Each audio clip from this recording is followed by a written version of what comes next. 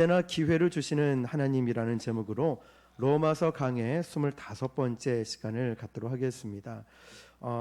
오늘 말씀은 아마 조금 끝까지 가지 않고 중간에 끝을 맺어야 될 것 같아요. 말씀을 준비하다 보니까 끝까지 가면은 1시간이 넘게 걸리겠다라는 생각이 들었어요.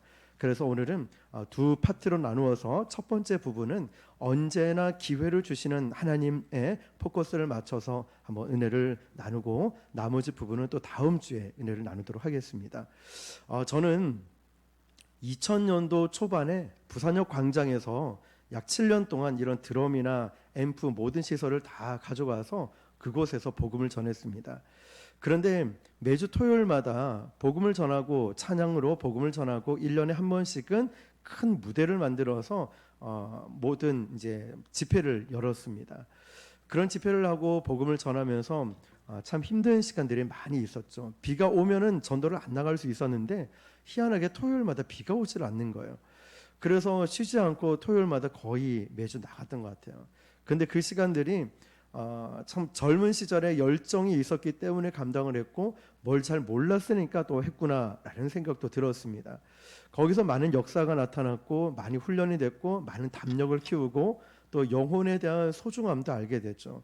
만약에 제가 처음부터 큰 교회에 부임을 했더라면 저는 영혼에 대한 소중함도, 또 개척 미자립 교회가 얼마나 힘들고 어려운지도 아마 전혀 알지 못했고, 저는 아마 그 영혼에 대한 귀중함과 사랑을 모른 채 그냥 늘 있는 그런 평범한 그런 목회자처럼 대우를 받기를 원하고, 그런 나타나고 드러냈는데 아마 집중했을 것 같아요.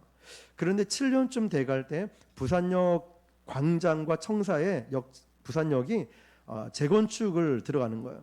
그러면서 거기가 모든 입구가 다 막혀가지고 더 이상 들어갈 수 없게 되자 연산동 주변에서, 또 교회 주변에서 전도를 하기 시작했죠. 그런데 토요일마다 가지 않고 하니까 그곳에서 이제 전도에 대한 마음도 약해지고, 신기하게도 당연한 거겠지만 그 사명이 멈춰지고 어쩔 수 없이 멈춰졌으니까 그래 됐는데, 기존에 있던 성도들이 1명, 2명 다 떨어져 나가기 시작하더라고요. 그러면서 정말 아직 아무것도 모른 저도 그 당시에 20대 초반이었으니까요. 야, 사명을 놓치니까, 이 사명을 감당하지 않으니까 붙어있던 영혼들이 정말 추풍 낙엽처럼 다 떨어져 나가는 게 너무 신기하게 느껴지는 거예요. 그래서 제가 목회자로 이렇게 사역을 하면서 끝까지 붙들어야 될 것은 사명이구나. 사명을 붙들고 살아야 어려워도 힘들어도 이 자리를 지키면서 가겠구나, 이 생각을 그때 한번 했었습니다. 그런데 모든 것이 다 끝난 것 같아 보였지만 하나님의 섭리는 여기서 끝이 아니라 또다시 큰 교회로 부임을 하면서 청년부 담당을 했다가 교구와 행정과 여러 가지 일들을 다 담당하게 하시면서 또 그곳에서 7년 이상 이런저런 경험들을 하게 하시는 거예요. 이제 여기가 나는 끝인구나 라고 생각을 했는데, 정말 제가 안주해 있으니까 하나님은 강압적으로 저를 내보내시더라고요. 그래서 내보내시면서, 야 지훈아, 너는 이제 순복음 경험을 거의 15년 정도 했으니까 이제 장로교회 경험해봐. 통합측으로 청빙을 받아서 이제 가게 된 거죠. 그러면서 110여 년 된 그 교회의 모든 시스템과 행정과, 그 다음에 그곳에서 일어나는 당회 모임까지 참석을 하면서 많은 부분들을 경험을 하게 해 주셨어요. 저는 거기서 이제 끝인갑다라고 생각했어요. 왜냐하면 거기서 이제 제가 장신대학원에 대학원에 입학을 하고 모든 서류와 모든 것이 다 끝났기 때문에 그렇게 이제 가는구나라고 생각했는데, 또 하나님의 계획은 그게 아니라 교회 목사님이 사임을 하시게 되면서 부교육자들의 자연적으로 사임을 하게 된 거예요. 저는 다른 곳에 가야지라고 했지만 그것이 아니라 하나님은 또 떠밀듯이 저를 개척을 하게 만들어 주셨어요. 그렇게 해서 이제 부곡동에 있다가 힘든 상황들이 처음엔 좋았지만 코로나로 인해 여러 가지 힘든 과정을 겪고, 이러면서 하나님이 생각지도 못한 이곳으로 인도해 주셨고, 여기에서 하나님은 이전의 개척교회 이미지를 다 떨쳐버리고 하나님의 새로운 일들을 행하시는, 이런 모든 3년여 동안의 준비됨과 훈련과 과정을 통해서 단련을 시키고 이제는 새로운 일을 행하실 수 있도록 하나님이 쓰신다는 것이죠. 제가 말씀을 준비하면서 왜 이 말씀을 드리냐면 제가 드린 말씀을 보면 언제나 하나님은 저에게 기회를 주셨다는 거예요. 저는 그 개척교회 7년 지하교회에서 거기가 끝인 줄 알았는데 나는 할 줄 몰라서 설교도 뭐도 아무것도 못했는데 하나님이 계속해서 설교할 수 있는 기회, 행정을 볼 수 있는 기회, 전도와 찬양 인도와 이 모든 기회들을 다 주시면서 하나님이 저를 단련시키고 훈련시키시면서 만들어 가시면서 꼭 놓치지 않고 통합 측에 보내면서 장로교회, 아쉬울까봐 대학원에 보내가지고 야, 너 그래도 할 말은 있어야지. 대학원에 입학, 면접 다 끝났거든요.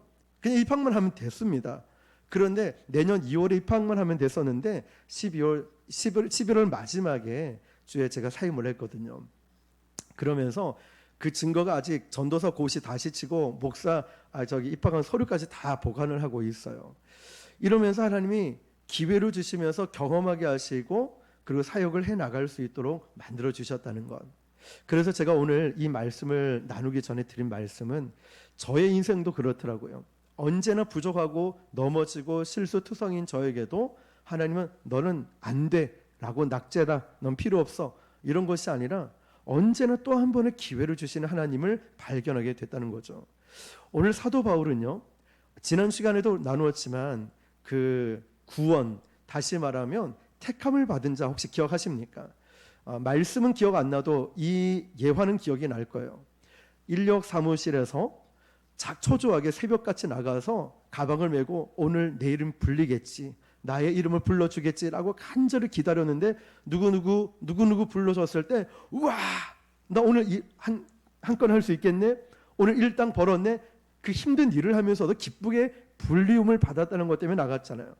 근데 내 이름이 불릴까 안 불릴까, 불림을 받지 못했을 때는 담배 한 모금을 피면서 그 뒷모습을 카메라가 취재를 했다는 거죠. 불림을 받지 않은 그 인생이 얼마나 참 힘든 삶이 될 것인가.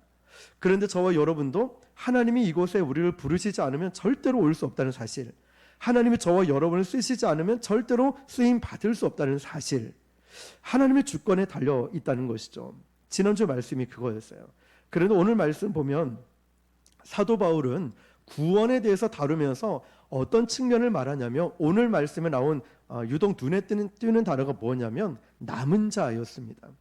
우리는 남은 자에 대해서 많이 들어봤어요. 그런데 오늘 말씀에는 호세아 선지자의 글을 이야기를 하면서 설명을 하는데요, 호세아 선지자는 책 분류를 할 때 소선지서라고 불립니다. 호세아를. 자, 호세아 선지자가 쓴 책이 호세아겠죠. 이후에 또 나오는 이사야 선지자가 쓴 책을 뭐라고 하냐면 대선지서라고 합니다.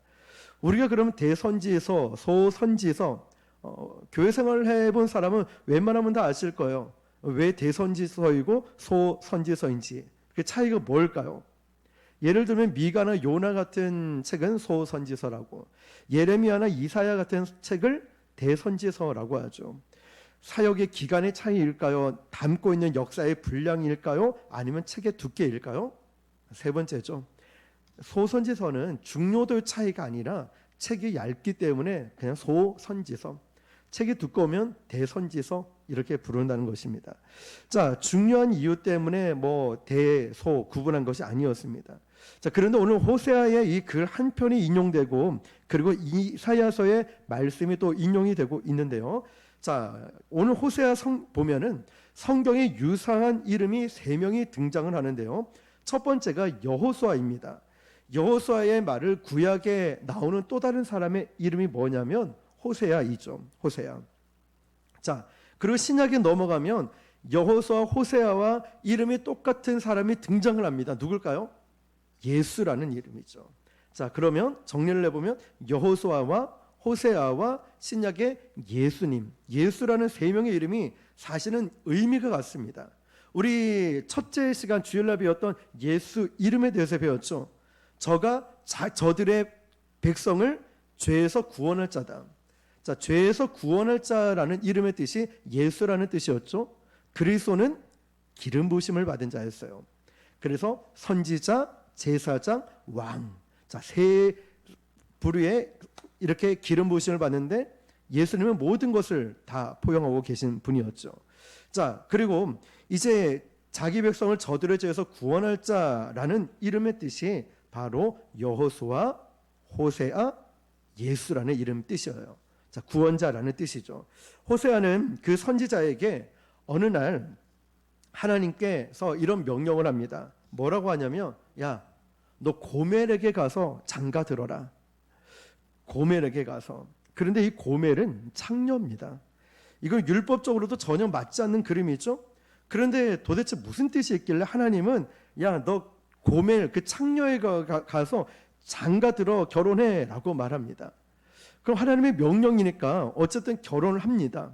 호세아 선지자가 결혼해서 3명의 자녀를 낳아요. 첫 번째 자녀 이름이 이스르엘이고, 두 번째 자녀 이름은 로루하마이고, 세 번째 자녀는 로암미라는 단어예요.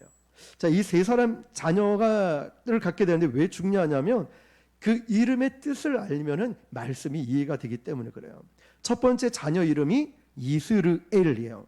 이스라엘이 아니고 이스르엘입니다. 이스르엘의 이름의 뜻이 뭐냐면 찢어서 흩어버리다 이 뜻이에요. 그러니까 거의 재앙과 심판의 이름이 담겨져 있는 이름이 뭐라고요? 이스르엘. 찢어서 흩어버리다. 찢어서 흩어버리다. 이스르엘. 두 번째 자녀 이름이 뭐냐면 로루하마예요. 히브리 말로 로자는 영어로 이 뜻이에요. not, not 또는 no. 자, 로자는 no, 아니요, 안 됩니다 이런 뜻이에요. 그렇게 하지 않겠다가 로라는 뜻이라는 거죠. 그러면 로루하마인데 로자는 안 됩니다, no라는 뜻이라면 그 뒤에 나오는 루하마는 긍휼히 여기다, 자비롭게 여기다 이 뜻이에요. 근데 앞에 무슨 단어가 붙었죠? 로라는 단어가 붙었으면 이 뜻이 뭐냐면 다시는 자비를 베풀지 않겠다, 다시는 긍휼히 여기지 않겠다. 이상한 이름이 되어버려요. 루하마라고 했을 때는 긍휼을 베풀다, 자비를 베풀다. 그런데 그 앞에 로자가 붙음으로 다시는 자비를 베풀지 않고 긍휼을 베풀지 않겠다. 자, 첫 번째 이름이 뭐였죠? 이스르엘, 찢어서 흩어버리다. 로루하마는 다시는 긍휼, 자비를 베풀지 않겠다. 둘째 자녀. 세 번째 자녀 이름 뭐냐면 여기도 보니까 로자가 붙었는데 로암미라고 불러요. 로암미. 자, 암미라는 뜻이 뭐냐면 나의 자녀, 나의 백성이라는 뜻이에요. 그런데 앞에 뭐가 붙었죠? 로자가 붙었어요. 그러면 이 뜻은 이거예요. 다시는 너는 내 백성이 아니다. 더 이상 너는 내 자녀가 아니다라는 뜻이 돼요. 자, 그러면 이 세 자녀의 이름을 연결시켜서 풀어보면 이 뜻이 되는 거예요. 다시는 너를 내 자녀로, 내 백성으로 품지 않겠다. 다시는 너희를 긍휼히 여기지 않겠다. 그래서 이스라엘 뜻이 찢어서 흩어버리겠다. 참 무시무시한 이름의 뜻 아닙니까? 완전한 심판과 재앙의 이름을 담고 있는 게 호세아와 고멜을 통해서 낳은 세 자녀였어요. 첫 번째 자녀가 이스르엘, 두 번째는 로루하마, 세 번째는 로암미. 자, 이 뜻인 거예요. 자녀들이. 그러니까 음란한 여자의 상징이었던 고멜을 통해서 낳은 자녀들이었어요. 그러면 지금 무엇을 고발하고 있을까요? 이 시대에서 바로 그 역사 속에 실제로 담겨 있는 이스라엘 백성들이 하나님을 떠난 상태를, 이 삶을 이 자녀들의 이름을 통해서 고발하고 있는 거예요. 너희들의 영적인 상태는, 하나님을 떠난 너희들의 상태는 지금 이런 상태야 라고 말했죠. 그 이스라엘의 후예인 우리도 포함될 수 있다는 거죠. 하나님을 떠난 모습 말이죠. 그 당시 이스라엘이 얼마나 악하고 하나님을 배교했는지 마치 바람난 여자처럼 이 모양을 하고 있는 거예요. 하나님이 모든 걸 주었는데 자꾸만 다른 것을 요구하고 찾아가고 있는 이스라엘의 영적인 상태를 의미하고 있다는 거예요. 그래서 호세아 선지자에게 가장 많이 등장하는 이스라엘을 통해서 뭐라고 표현하고 있냐면 성적인 타락에 대한 묘사를 해요. 음란한 이스라엘아, 음행한 이스라엘아. 이 얘기를 하나님을 배교하고 떠나고 타락한 이스라엘 백성들에게 이렇게 고발을 하고 있는 거죠. 그리고 이 세 자녀는 그 결과로서 그 열매로서 결과로서 이스라엘을 향하신 하나님의 마음을 정확하게 표현하고 있다는 거죠. 자, 그럼 여러분, 오늘 우리는 한 가지 주제만 볼 겁니다. 여기서 우리가 유념해야 될 것은 창세기부터 성경을 쭉 읽다 보면 하나님께서 변하지 않고 흔들리지 않는 어떤 한 가지 패턴, 한 가지 흐름이 하나 있습니다. 이거를 절대로 우리는 놓쳐서 안 돼요. 그게 뭔지 아십니까? 신앙생활은 한번 따라해 볼까요? 하나님을 깊이 잘 아는 싸움이다. 신앙생활은 이거예요. 하나님을 깊이 잘 아는 싸움인 거예요. 우리가 기도할 때도요, 말씀을 볼 때도 하나님이 어떤 분인가, 큐티를 할 때도 하나님이 어떤 분인가, 말씀을 들을 때도 하나님이 어떤 분인가, 찬양을 할 때도 전능하신 하나님, 신실하신 하나님, 기도할 때도 하나님이 어떤 분인가, 그 하나님을 알아가는 싸움이라는 거예요. 내 뜻이 아니에요. 내 방법도 아니고 내 기준도 아니에요. 우리는 기도하고 예배를 드리면서 내 기준, 내 방법, 내 생각, 내 고집들, 아집들을 다 내려놓는 거예요. 그러면서 아버지의 뜻이 무엇인가? 어제도 우리가 기도의 모임을 가졌지만 이미 작년부터 어떤 분들이 목사님 이렇게 합시다, 이렇게 모임 좀 가집시다, 1박 2일로 합시다, 전국적인 모임을 합시다. 아니요, 아직 아닙니다. 아직 하나님이 저에게 그런 사인을 주시지 않았고 아직 하나님이 저에게 응답 주시지 않았습니다. 아니요. 올 초에도 아니요, 아직 아닙니다. 그런데 한 달 전쯤에 어떤 분이 영혼을 위해서, 한국을 위해서 기도하러 기도원 올라갔다가 목이 시원하고 막 기도하고 왔다는 메시지에 글을 올린 거예요. 이거구나. 하나님이 딱 그때 그 글을 읽는 순간, 그 사진을 보는 순간에 갑자기 확 와닿는 거예요. 이제 때가 됐다는 마음이죠. 그래서 몇 분에게 연락해 봤더니 100% 오케이, 목사님 너무 좋습니다. 한 가지 단서를 달았죠. 오시면 반드시 우리 교회를 위해 기도해 주셔야 됩니다. 우리가 중보 기도팀 이렇게 만들어 놓고 세워놓고 기도에 불을 활활 붙여야 되고 우리 교회가 목사님을 위해서도 한국 교회를 위해 기도하고 있습니다. 오시면 꼭 잊지 말고 우리 교회를 기도해 주셔야 됩니다. 그럼요. 와 보니까 저절로 기도가 된대요. 자, 여러분, 마찬가지로 신앙생활의 제일 중요한 게 뭐냐면 나의 이름을 드러내는 것, 우리 교회에 자랑하는 거 아닙니다. 저는 제 이름 드러낼 일도 그런 마음 없어요. 앞으로도 그럴 거고요. 우리 교회를 자랑하고 싶은 마음도 없어요. 그저 우리 교회가 얼마나 주님을 사랑하고 얼마나 뜨겁게 사랑하고 얼마나 영혼을 사랑하는지 그 마음이 전달되길 바라요. 그 마음을 알고 또 다른 교회가 살아나고 목회자가 깨어나고 오늘 메시지가 온 거예요. 목사님, 기도가 식고 전도가 식었는데 어제 가서 너무너무 크게 큰 은혜를 받아서 밤에 심장이 막 뛰어서 잠을 못 잔다는 거예요. 한 달에 한 번씩 하면 안 되겠냐고. 기도해 보겠습니다. 이것도 기도해 봐야죠. 하나님의 인도하심이 있어야 되니까.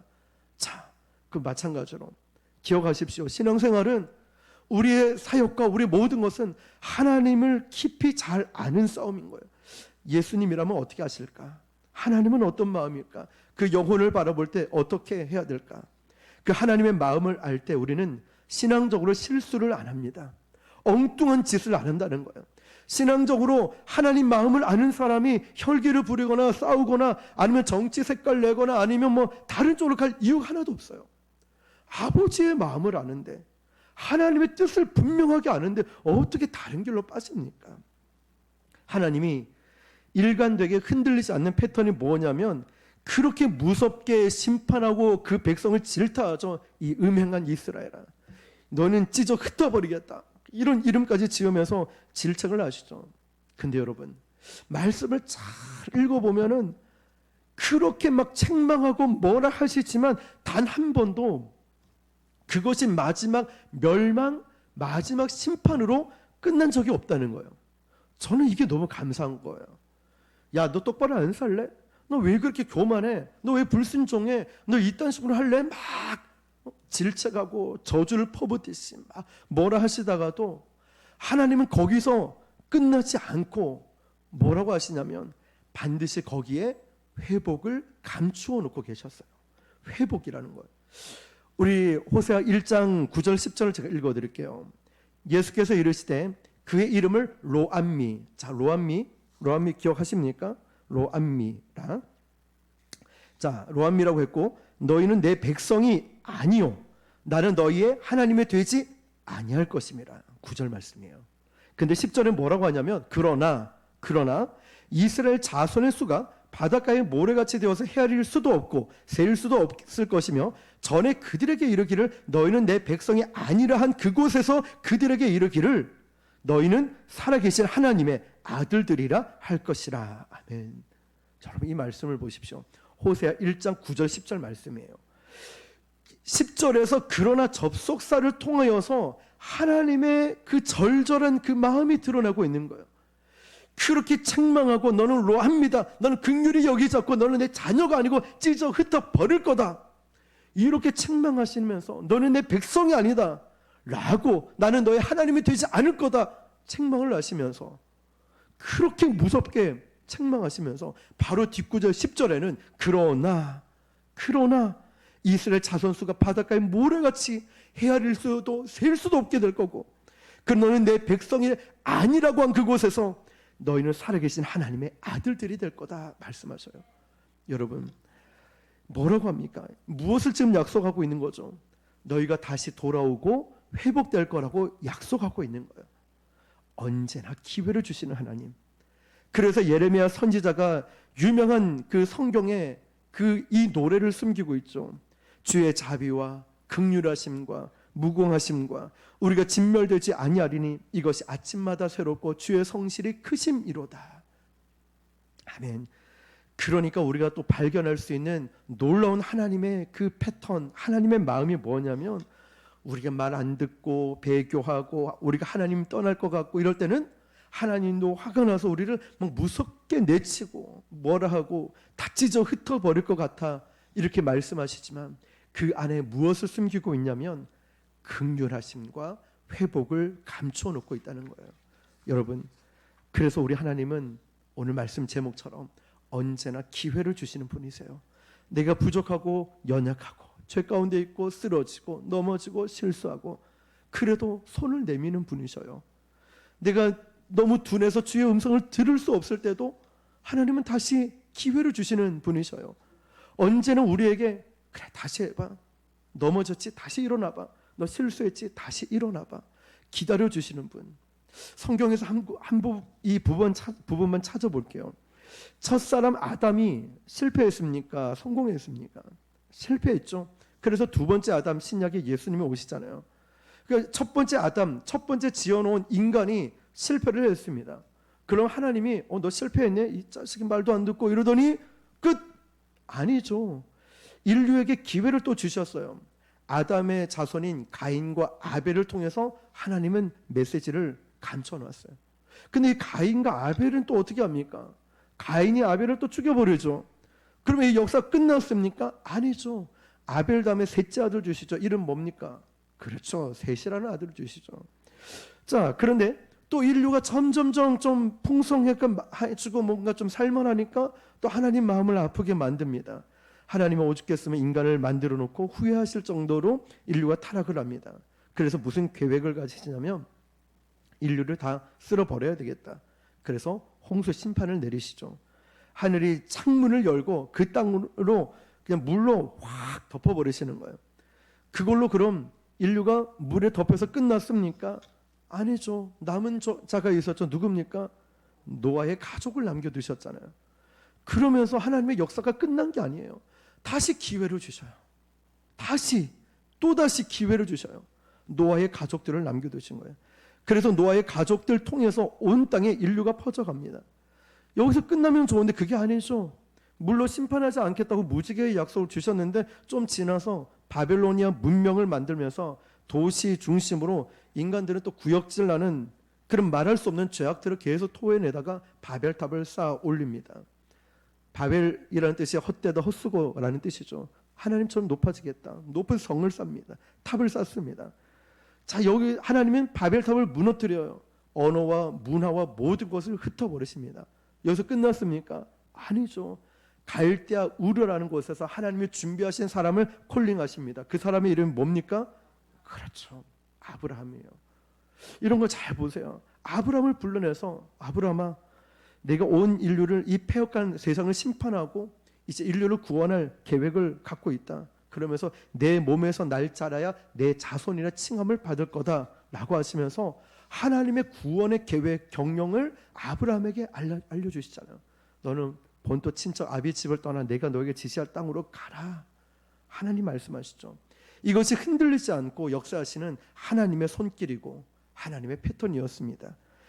그래서 호세아 선지자를 통해서 하나님은 그 메시지를 인류에게 전달하는 거예요. 다시는 이 백성을 너는 내 백성이 아니야.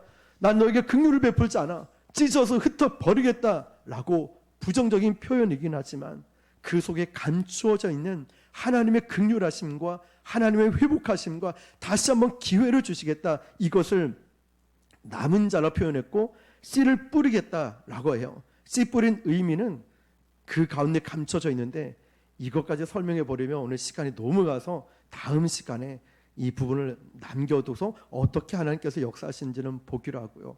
오늘은 이 한 가지만 붙들고 기도했으면 좋겠어요.